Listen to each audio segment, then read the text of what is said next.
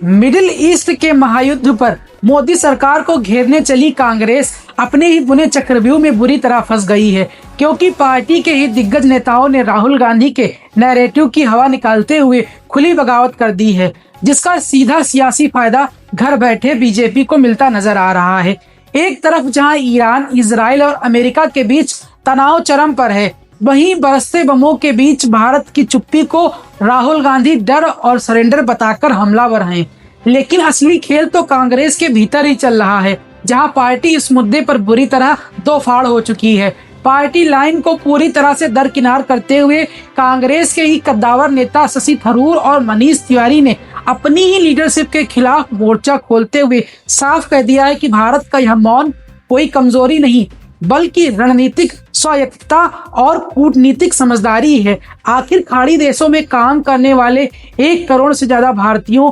खासकर केरल वासियों की सुरक्षा, उनके परिवारों का निवाला और $200 बिलियन का व्यापार इसी संयम पर टिका है। इतिहास भी गवाह है कि 1956 में हंगरी, 1968 में चेकोस्लोवाकिया और 1989 में अफगानिस्तान संकट के समय भी कांग्रेस सरकारों ने राष्ट्रीय हितों को सर्वोपरि रखते हुए ऐसा ही मौन साधा था। ऐसे में सबसे बड़ा सवाल यह है कि विदेश नीति की गहरी समझ रखने वाले थरूर और तिवारी के इस तीखे बागी सुर के बाद, जहां एक और कांग्रेस अपने ही अंतर विरोधों से जूझ रही है और बीजेपी इस फूट का खुलकर सियासी माइलेज ले रही है, तो क्या नैतिकता और सियासी की इस जंग में भारत की खामोशी ही उसका सबसे बड़ा कूटनीतिक हथियार है? आप लोग कमेंट में जरूर बताएं।